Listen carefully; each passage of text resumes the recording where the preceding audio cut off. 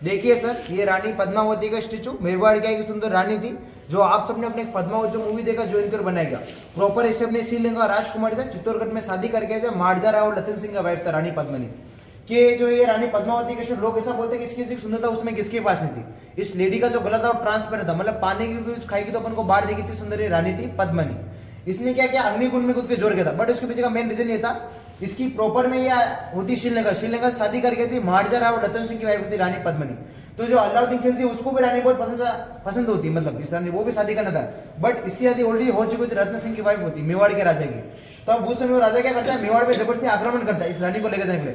तब उस समय रानी अग्निकुंड में खुद का जोर कर ली थी, क्योंकि इस रानी ने मेवाड़ के वंश के लिए अपनी खुद की जान दी थी, सेक्रीफाइस किया था, इसलिए रानी पद्मावती को फेमस है मानते रानी पद्मावती। और एक्चुअली पद्मावती इसके ऊपर एक कविता है, एक्चुअल नेम इसका पद्मनी ऐसे पद्मन। और ये अपने पन्ना था, राजा को बचा था, महाराणा उदय सिंह जी को चाइल्ड एज में अपने बेटे का बलिदान देता, सेक्रीफाइस किया था, पन्ना था, उदय सिंह जी को बचाया था। आज इस बार सिटी में घूमना, उदयपुर शहर की शुरुआत महाराणा उदय सिंह ने की थी, और महाराणा उदय सिंह जी को उन्होंने बचाया। इन्होंने क्या, ये केयर टेकर था मेल का only for, but Uday Singh का जो माता कर्मावती उसका देहांत होने के बाद राणा संग में दासी था, जिसका नाम था पन्ना था, इसको ओनली फॉर एक ही काम सुपर किया, तुम्हें मतलब मेरे बेटे के साथ में उसका पालन पोषण करना। तो इन्होंने उदय सिंह मतलब बहुत केयर की थी। बट एक दिन जैसे उदय सिंह का कजन भाई था बनवीर के मन में ऐसा था, अगर मैं भी उदय सिंह जी को मार दूंगा तो बाद में का मेवाड़ का वंश को रहेगा नहीं, और मियाँ की मेवाड़ की राजगद्दी बैठ के और राज करूंगा। तब पन्ना ने कहा, अगर ये वंश बन गया तो बाद में यहाँ का मेवाड़ का जो राजवंश है वो बिगड़ जाएगा। तब इस लेडी ने क्या किया, बलबीर से मतलब रात को मारने के लिए, तब अपना बेटा था चंदन और उदय सिंह था, उसकी जगह अपने बेटे चंदन को वस्त्र दिया, राजा के वस्त्र पहनाए, मतलब राजकुमार के कपड़े पहनाए, और जो चंदन था उसकी जगह सुलाया उदय सिंह को, ताकि बलबीर ने क्या किया, उदय सिंह के बेटे के पास क्या उसकी हत्या की, बट उस हत्या में उसने इसके बेटे को मारा, उसको ये नहीं पता था कि मैंने इस लेडी ने मेवाड़ के वंश के लिए अपने खुद के बेटे का बलिदान दिया। अगर इन्होंने उदय सिंह जी को चाइल्ड एज में नहीं बचा तो फिर आज अपने उदयपुर शहर ही लेता और नए जब घूमने आते।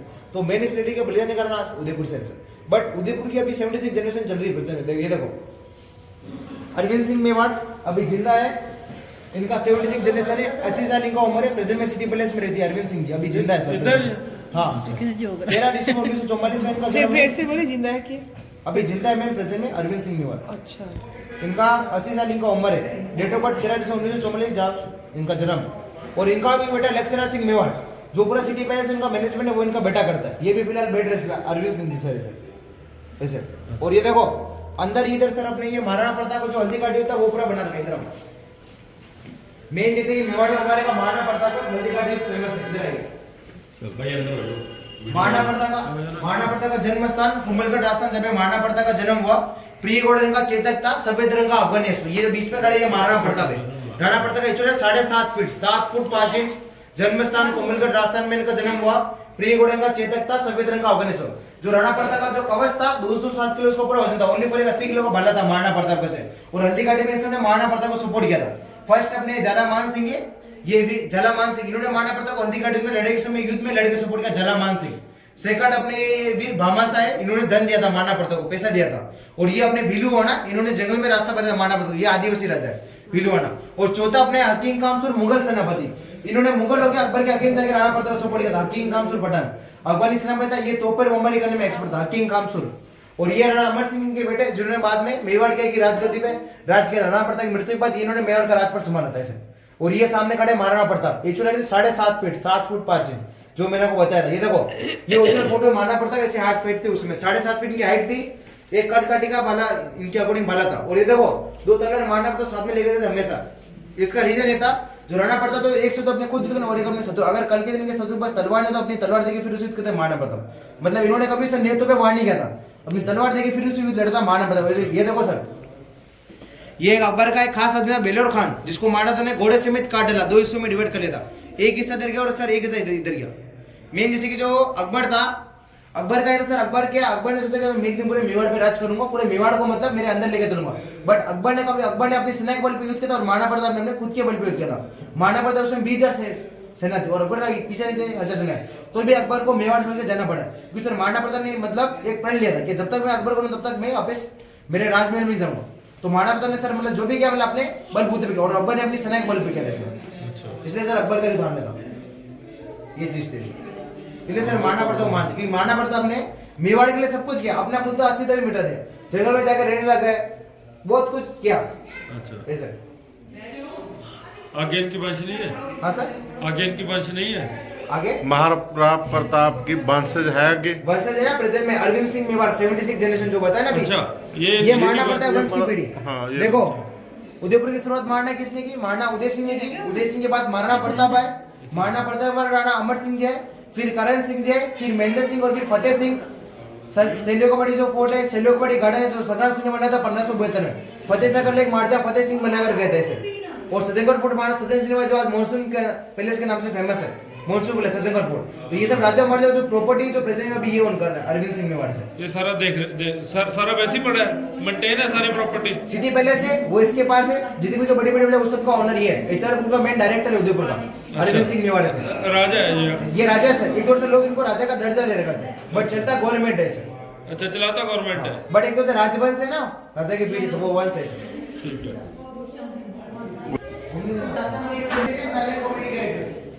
इसकी तरह का फोटो खींचो आगे दो।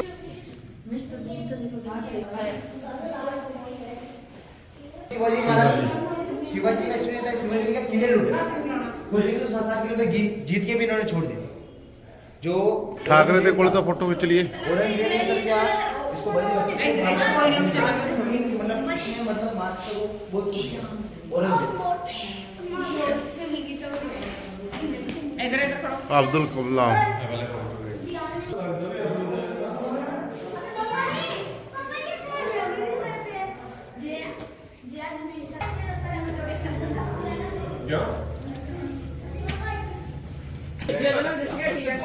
वो तोड़ना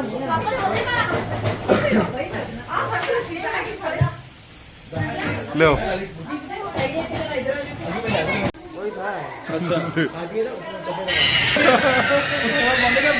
अच्छा, जब आपके आने 10 मिनट पहले फिर मत जाना भूत बन के।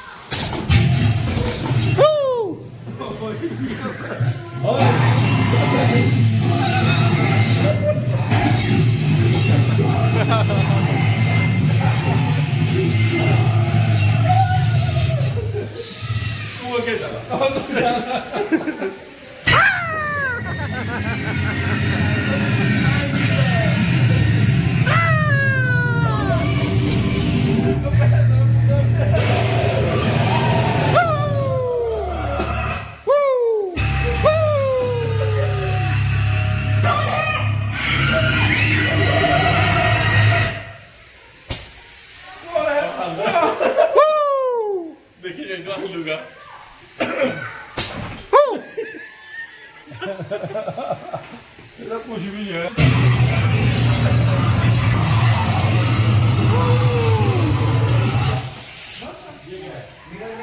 भाई साहब की गल बड़ी फोटो वीडियो आराम से लेना और आदमी डर गया।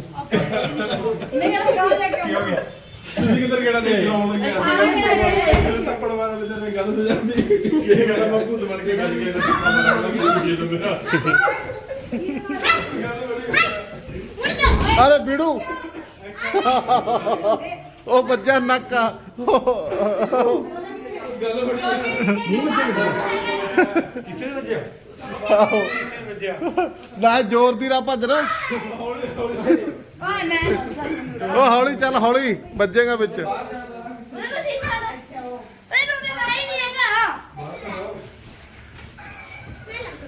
ओहो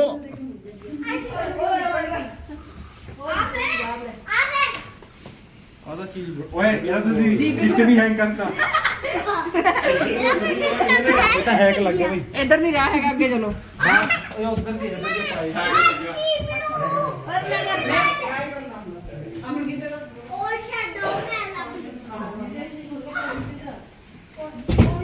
ਸ਼ੀਸ਼ੇ ਦੇ ਵਿੱਚ ਵੱਜਦੇ ਜੋਦੇ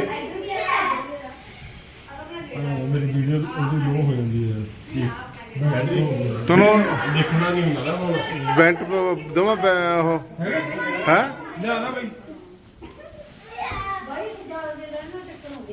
ਇੱਧਰ ਹੀ ਨਿਕਲ ਜਾਊਗਾ ਇੱਧਰ ਤਾਂ ਲੈ ਜਾਈਏ ਵੀਡੂ ਮਜ਼ਾ ਆਇਆ ਕਿ ਨਹੀਂ ਆਇਆ ਰਾਤ ਨਹੀਂ ਫੜਦਾ ਕਿ ਚੋੜ ਲੈਣਾ ਇੱਥੇ ਰਾਈ ਨਹੀਂ ਹੈਗਾ ਆ ਸੀਗਾ ਈਸ਼ਰ ਪਾਪਾ ਦਾ ਉਹ ਕਹਿੰਦਾ ਵੀ ਨਹੀਂਗਾ ਉਹ ਹੁਲਝ ਗਏ ਇੱਥੋਂ ਦੀ ਗਏ ਨੇ ਬਈ ਇੱਧਰ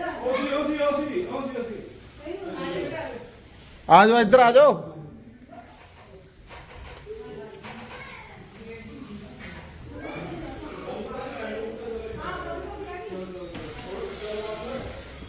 एग्जिट से बाहर आना है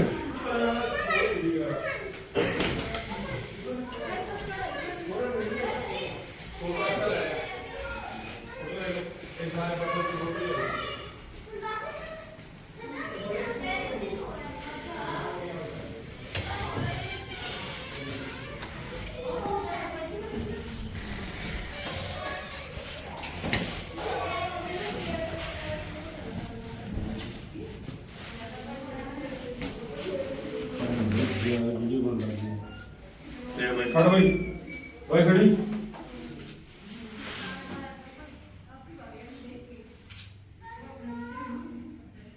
ਉੱਪਰ ਵੀ ਥੱਲੇ ਵੀ ਨੀਚੇ ਹੀ ਆਪਾਂ ਹੀ ਆਪਾਂ ਦੇਖੋ ਆ ਲੱਤਾਂ ਪੁੱਠਿਆਂ ਵਾਲੀ ਖਿੱਚੋ ਨਾ ਯਾਰ ਕਿਹੜੇ ਪਾਸੇ ਨੂੰ ਹੋਊਗਾ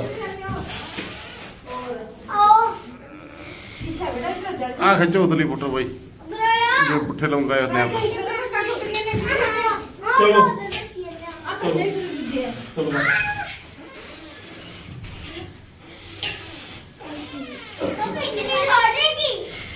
ਹੁਣ ਰਹਿ ਗਿਆ ਪੁੱਤ ਆਪਣਾ ਕੀ ਕਿਹੜੇ ਡੰਡੇ ਚਲ ਮੈਂ ਪਹਿਲਾਂ ਉੱਥੇ ਹੀ ਰੱਖ ਕੇ ਆਉਂਦਾ ਸੀ ਫਿਰ ਮੈਂ ਲੋੜ ਪੈ ਜਾਂਦੀ ਹੈ ਕਿਸੇ ਨੂੰ ਬੈਗ ਹੀ ਪਾ ਬਾਈ ਨੇ ਪਾ ਲਿਆ ਜਦੋਂ ਸਾਰੀ ਲੋੜ ਪੈਂਦੀ ਆ ਸਾਰਾ ਕੀ ਹਾਂ ਚਲੋ ਚਲੋ ਆਪਾਂ ਮੂਲ ਕੋਲ ਚਲੋ ਕਿੱਧਰ ਦੀ ਟਪਾਂਗੇ ਆ ਸਾਹਮਣੇ ਆਇਆ ਹੁਣ ਬਾਈ ਭੁੱਲੇ ਥੋੜੀ ਹੈ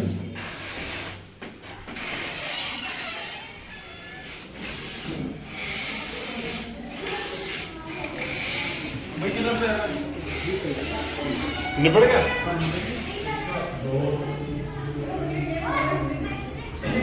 ਚਾਰ ਹੋ ਗਏ